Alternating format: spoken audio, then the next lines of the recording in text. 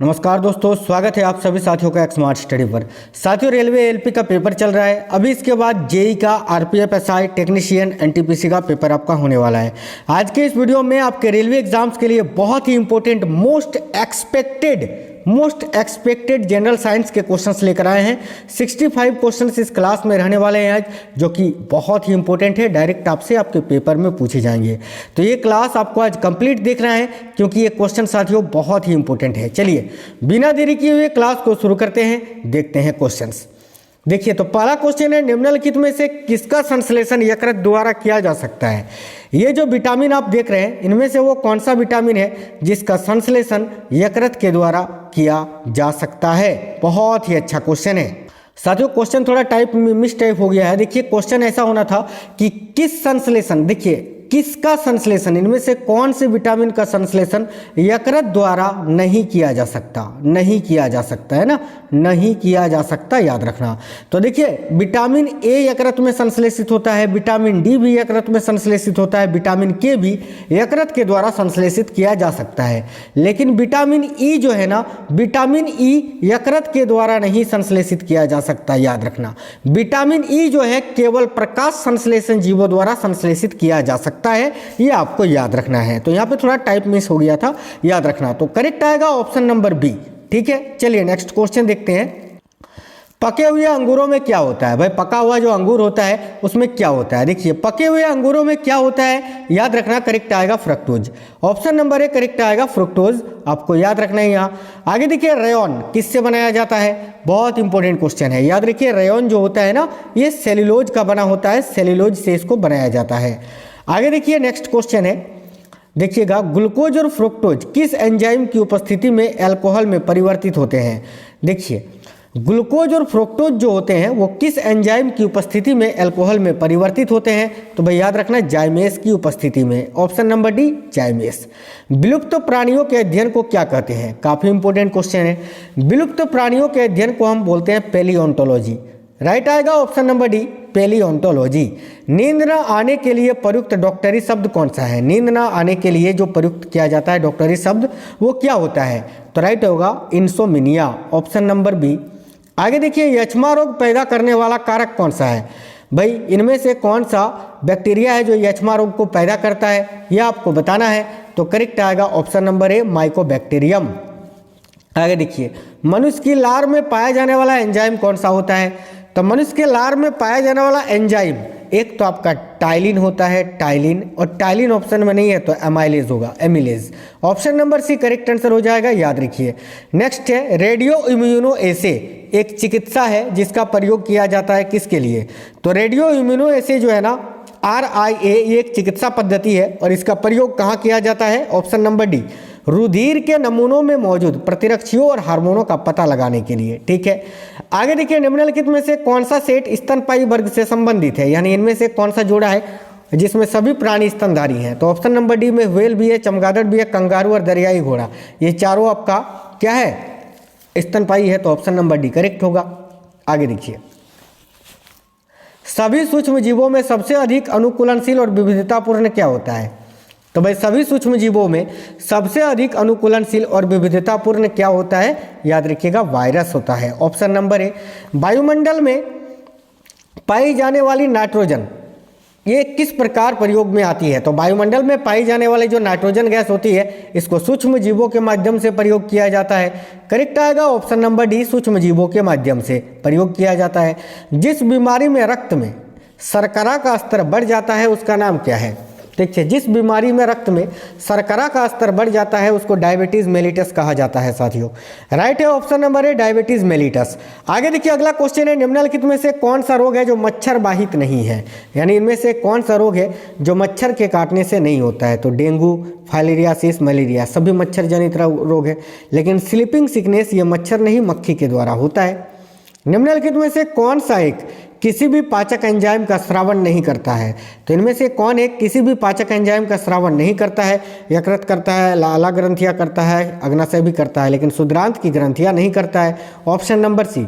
अनियत तापी प्राणियों के लिए निम्नलिखित में से कौन सा सही है? देखिए, जो अनियत तापी प्राणी होते हैं साथ वो बॉडी के टेम्परेचर को वायुमंडल के अनुसार बदलते रहते हैं। तो राइट होगा ऑप्शन नंबर बी। स्तनपाइयों में श्वेत ग्रंथियां मूलतः संबंधित है किससे? स्तनधारियों में श्वेत ग्रंथि होती है, वो किससे संबंधित है? तो वो ताप नियमन से संबंधित है, ताप को नियमित करती है ना। अगला, वयस्क पुरुष में आरबीसी की सामान्य संख्या क्या होती है?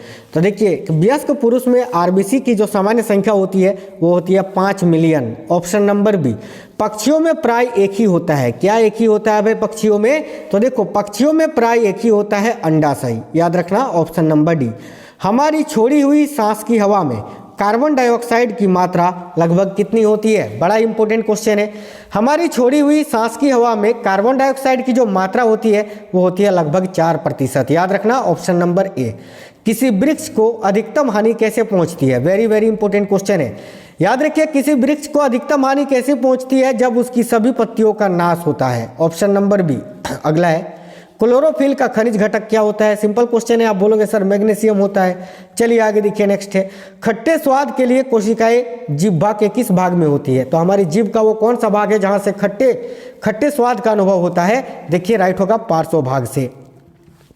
नेक्स्ट है, किस कशेरुकी में ऑक्सीजन जनित और बी ऑक्सीजन जनित रुधिर मिल जाते हैं? तो भाई वह कौन सा कशेरुकी है जिसमें ऑक्सीजन जनित और बी ऑक्सीजन जनित रुधिर मिलते हैं? तो याद रखना उभयचर में। आगे देखिए, निम्नलिखित में से कौन सा विषाणु रोग है? इनमें से कौन सा एक वायरस के द्वारा होने वाला रोग है? तो देखिए, वायरस के द्वारा होने वाला रोग इनमें से कौन सा है? गलसुआ, ऑप्शन नंबर ए करेक्ट होगा, गलसुआ। अगला, सब्जियां जल्दी खराब हो जाती हैं क्योंकि उनमें अधिक मात्रा में होती है, क्या होती है अधिक मात्रा में? सब्जियों में शर्करा होती है, याद रखना। आगे देखिए, कार्बोहाइड्रेट के अलावा हमारे आहार में ऊर्जा का एक प्रमुख स्रोत क्या होता है? करेक्ट आएगा वसा, फैट्स। नेक्स्ट है, मूत्र के स्रावन को बढ़ाने वाली औषधि को क्या कहते हैं?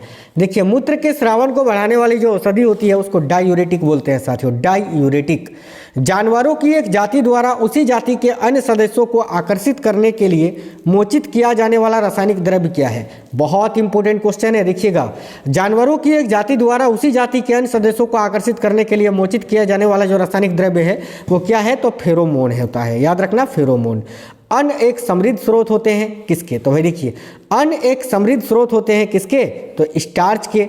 आगे देखिए, मानव रुधिर में कोलेस्ट्रॉल का सामान्य स्तर क्या होता है? तो मानव रुधिर में जो कोलेस्ट्रॉल होता है उसका सामान्य स्तर होता है 140 से 180 milligram. Option number C correct होगा, डी नहीं, सी याद रखना है। देखिए, आहार श्रृंखला में पादपों द्वारा प्रयुक्त सौर ऊर्जा केवल कितना प्रतिशत होता है? तो आहार श्रृंखला में पादपों के द्वारा प्रयुक्त किया जाने वाला जो सौर ऊर्जा होता है वो होता है साथियों 0.1%। नेक्स्ट क्वेश्चन है, श्वेत फुसफुस रोग किसमें पाया जाता है? देखिएगा, श्वेत फुसफुस रोग जो है साथियों ये पीड़कनाशक उद्योग के कर्मचारियों में पाया जाता है। तो ऑप्शन नंबर डी करेक्ट है, पीड़कनाशक उद्योग के कर्मचारियों में। अगला क्वेश्चन है, आयोडोफार्म का प्रयोग किस रूप में किया जाता है? तो भाई आयोडोफार्म का जो प्रयोग है वो साथियों प्रतिरोधी के रूप में किया जाता है। Option number C. निम्नलिखित में से कौन सा रासायनिक द्रव्य है जो न्यूरोट्रांसमीटर पदार्थ है? बिल्कुल सुपरफास्ट, एग्जाम के टाइम में नो बकवास। देखो, निम्नलिखित में से कौन सा रासायनिक द्रव्य है जो न्यूरोट्रांसमीटर पदार्थ होता है? देखिए, यहाँ करेक्ट आएगा adrenaline, option number A correct है। निम्नलिखित में से किस वनस्पति तेल में आवश्यक वसा अम्ल नहीं होता है? देखिए, इनमें से कौन सा वनस्पति तेल है जिसमें आवश्यक वसा अम्ल नहीं होता है?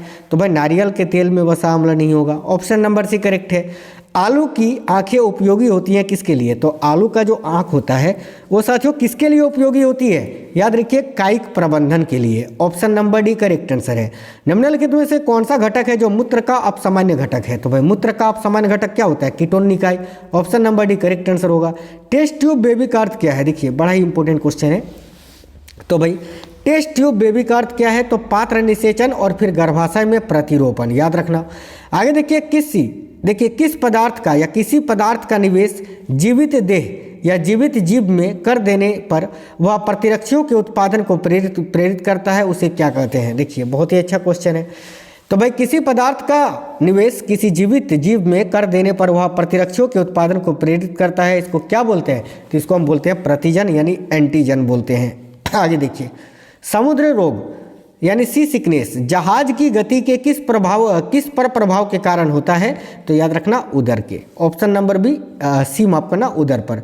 लॉक्ड जॉ विकृति किस बीमारी का दूसरा नाम है? तो लॉक्ड जॉ विकृति जो है ये टिटनस होगा, टिटनस बीमारी का ही दूसरा नाम है, याद रखिएगा। स्तनपायी भ्रूण के उत्सर्जन या उत्पाद किसके द्वारा बाहर फेंके जाते हैं? देखिए, स्तनपायी भ्रूण के उत्सर्जन या उत्पाद जो होते हैं वो अपरा यानी प्लेसेंटा के द्वारा बाहर फेंके जाते हैं। दाब बढ़ाने से बर्फ का गलनांक क्या होता है? तो दाब जब बढ़ाते हैं तो बर्फ का गलनांक घटता है साथियों। ऑप्शन नंबर सी याद रखना, घटता है। जब बर्फ के दो घनों को एक दूसरे के ऊपर दबाया जाता है तो वे जुड़कर एक घन बन जाते हैं। इसका कारण क्या है? इसका कारण है, देखिए बहुत ही अच्छा क्वेश्चन है ये भी। जब बर्फ के दो घनों को एक दूसरे के ऊपर दबाया जाता है तो वे जुड़कर एक घन बन जाते हैं। इसका कारण है हाइड्रोजन आबंध रचना। Option number C. चिलगोजा निम्न में से किस प्रजाति के बीज से प्राप्त होती है? तो चिलगोजा किससे प्राप्त होता है? पाइन से प्राप्त होता है ना, पाइन से। आगे निम्नलिखित में से कौन सी घटना तरंगों द्वारा प्रदर्शित नहीं की जाती है? देखिए इनमें से कौन सी घटना है जो तरंगों के द्वारा प्रदर्शित नहीं की जाती है? तो याद रखना विवर्तन। आगे देखिए अगला है, कार्बन का परमाणु क्रमांक 6 तथा परमाणु भार 12 है, तो इसके नाभिक में प्रोटॉन की संख्या कितनी होगी? अब देखिए कार्बन का परमाणु संख्या दिया हुआ है 6, ठीक है, इसमें प्रोटॉन की संख्या पूछा है ना। देखिए इसका परमाणु भार, तो परमाणु भार दिया हुआ है आपका 12, ठीक है, यानी परमाणु भार आपको 12 दिया है और प्रोटॉन की संख्या यानी परमाणु संख्या 6 दिया हुआ है, तो इसमें प्रोटॉन की संख्या 12 - 6 6 होगा। तो ऑप्शन नंबर 1 करेक्ट आंसर होगा 6। और वैसे भी आपको याद रखना है कि जितना परमाणु संख्या होता है उतना ही प्रोटॉन की संख्या होता है। चलिए आगे देखिएगा, डबल रोटी के निर्माण में किस कवक का प्रयोग किया जाता है? तो साथियों डबल रोटी के निर्माण में सैक्रोमाइसेस का प्रयोग किया जाता है, याद रखना। गुड़ किसका मुख्य स्रोत होता है? तो देखिए गुड़ जो है ये कार्बोहाइड्रेट का मुख्य स्रोत होता है। ईमेल का जन्मदाता किसे माना जाता है? याद रखिए ईमेल का जन्मदाता रे टॉमलिंसन को माना जाता है। नेक्स्ट है, अधिक मात्रा में इथाइल अल्कोहल का सेवन करने पर बुरा प्रभाव पड़ता है कहाँ पर? तो भाई अधिक मात्रा में कोई अगर इथाइल अल्कोहल का सेवन करता है तो उससे लीवर खराब हो जाता है ना, liver. Option number B. Bleaching powder का रासायनिक नाम क्या है? वेरी वेरी इंपॉर्टेंट क्वेश्चन है। ब्लीचिंग पाउडर का रासायनिक नाम है कैल्शियम ऑक्सीक्लोराइड या हाइपोक्लोराइड भी इसको बोलते हैं। विद्युत उत्पन्न करने के लिए कौन सी धातु का उपयोग किया जाता है? तो देखिए करेक्ट होगा ऑप्शन नंबर ए, यूरेनियम का। क्रिस्टल की संरचना जानने के लिए निम्न में से किसका प्रयोग किया जाता है? तो देखिए क्रिस्टल की संरचना जानने के लिए दृश्य प्रकाश का प्रयोग किया जाता है साथियों। Option number D. चिकनगुनिया होता है क्या? तो देखिए चिकनगुनिया जो है ये क्या है? चिकनगुनिया एक रोगजनक जन्य रोग है, करेक्ट है ऑप्शन नंबर सी। पनडुब्बी के आविष्कारक कौन थे? तो पनडुब्बी का आविष्कार किसने किया था? आप बोलोगे सर डेविड ब्रूसनेल ने किया था, बिल्कुल सही है। जीनों की साथ साथ वंशागति की परिघटना तथा पैतृक युग्मों को संतति में भी बनाए रखने को क्या कहते हैं? तो इसको हम सहलग्नता बोलते हैं, याद रखिए सहलग्नता। यूरिया उर्वरक में नाइट्रोजन किस रूप में होता है? तो यूरिया उर्वरक में नाइट्रोजन जो है ये एमाइड के रूप में होता है। ऑप्शन नंबर डी करेक्ट है, एमाइड। विश्वव्यापी उष्णता में मीथेन का योगदान कितना है? तो देखिए ग्लोबल वार्मिंग में मीथेन का योगदान होता है 20% का। आगे देखिए 3-4 वर्ष के या 3-4 वर्षों के बच्चों के दूध के दांतों में क्या नहीं होता है? याद रखना 3-4 वर्षों के बच्चों के दूध के दांतों में क्या नहीं होता है भाई? तो देखिए राइट होगा, ये देखिए इंसीजर्स नहीं होता है। Option number C incisors. नाभिक का आकार आपसे पूछा जा रहा है क्या होता है? देखिए नाभिक का आकार 10⁻⁻15 मीटर होता है, याद रखिएगा, बहुत इंपॉर्टेंट क्वेश्चन है। निम्नलिखित में से अभ्रूणीय पादप का उदाहरण कौन सा है? तो अभ्रूणीय पादप का उदाहरण होता है यूलोथ्रिक्स। Option number D. आगे देखिए अगला क्वेश्चन है, देखिए मृत होता है यहाँ मातृ। मृत पौधे के समान पौधे प्राप्त होते हैं किससे? तो देखिए मृत पौधे के समान पौधे जो होते हैं ये किससे प्राप्त होते हैं भाई? तो याद रखिए करेक्ट होगा तने की कलम से। आज का अंतिम क्वेश्चन है, डिप्टेरिन लावा की लार ग्रंथियों में पाए जाने वाले महागुणसूत्र क्या कहलाते हैं? देखिए बहुत ही अच्छा क्वेश्चन है ये। डिप्टेरिन लावा की लार ग्रंथियों में पाया जाने वाला जो महागुणसूत्र होता है उसको पॉलीटिन क्रोमोसोम कहा जाता है। ऑप्शन नंबर सी करेक्ट होगा। आज के इस वीडियो में 65 क्वेश्चन थे, बहुत ही सुपर फास्ट मैंने कराया है केवल 14 मिनट में, जो कि साथियों अभी कम समय में आपको ज़्यादा क्वेश्चंस पढ़ने थे इसीलिए मैंने सुपर फास्ट कराया। अब वीडियो कैसा लगा है कमेंट बॉक्स में बताइएगा, एक लाइक करना, दोस्तों के साथ शेयर करना। मैंने अलग अलग प्लेलिस्ट बना रखा है रेलवे के लिए, स्पेशली साइंस का, करंट का, बहुत ही इंपॉर्टेंट क्वेश्चंस आपको करवा रहे हैं, तो आप उनको जो है जरूर देख के जाना, ठीक है। चलिए तो मिलते हैं नेक्स्ट वीडियो में, तब तक के लिए जय हिंद साथियों, वंदे मातरम।